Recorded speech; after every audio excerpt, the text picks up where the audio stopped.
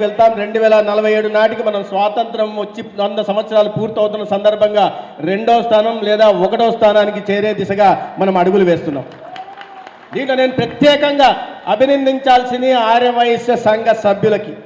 ఎందుకంటే సంపద సృష్టించడంలో ఈ దేశం 4వ స్థానానికి చేరడంలో ప్రపంచంలోనే ప్రధాన భూమిక మీదేనని చెప్పడానికి ఏ మాత్రం నేను సంకోచించడం.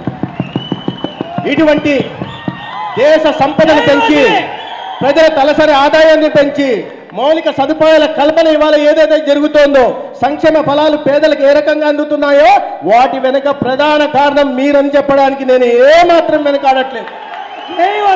ఇటువంటి జాతి నిర్మాణానికి, సమాజ నిర్మాణానికి, రాష్ట్ర నిర్మాణానికి, ప్రపంచంలో భారతదేశాన్ని మళ్ళీ విశ్వ గురువుగా రూపాంతరం చెందడానికి మీరు అందిస్తున్న సేవలకి నేను మీ అందరికి కూడా చేతులెత్తి నమస్కరిస్తున్నాను. మిత్రులారా, సేవ నేను వ్యాపారంలో మీరు నిష్ణాతులు. సేవా రంగంలో కూడా లయన్స్ క్లబ్ యాక్టివిటీ కానీ, రోటరీ కానీ, లేదా వాసవి కన్యకా పరమేశ్వర ఆలయం ద్వారా కానీ చేస్తున్న సేవలు అందిస్తున్న సమాజం ఏదన్నా ఉంటే దాని ముందు వరుసలో ఉంటుందని చెప్పి ఆర్యవైశ్య సమాజం ఉంటుందని నేను భావిస్తున్నాను. ఎందుకంటే నేను ప్రొద్దుటూరు పట్టణం నుంచి వచ్చేవాడిని. నా చిన్నప్పటి నుంచి వైశ్య స్నేహితులతోనే నేను పెరిగాను.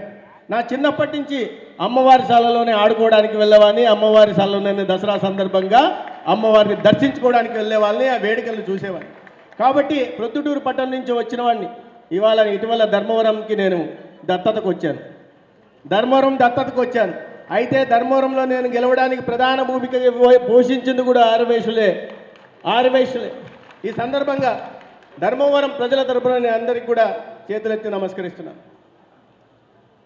అయితే నేను చెప్పినట్టుగా మీరు వ్యాపార రంగంలో నిష్ణాతులే, కానీ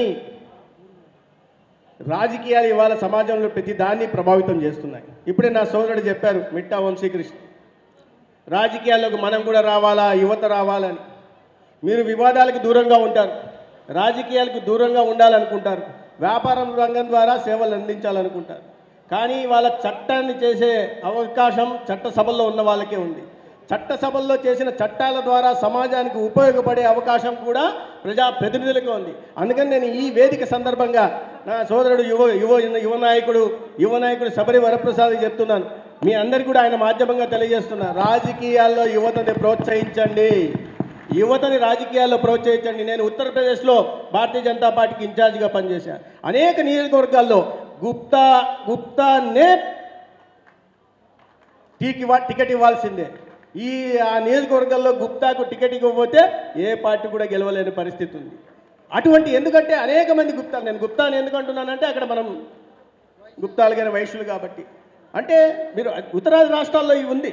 ఉత్తరాది రాష్ట్రాల్లో వైశ్యులు రాజకీయాల్లో చాలా పెద్ద ఎత్తున వస్తున్నారు. దక్షిణాది రాష్ట్రాల్లో ప్రధానంగా మన ఆంధ్రప్రదేశ్లో వైశ్యులు ఎందుకు వెనుకబడి ఉన్నారు.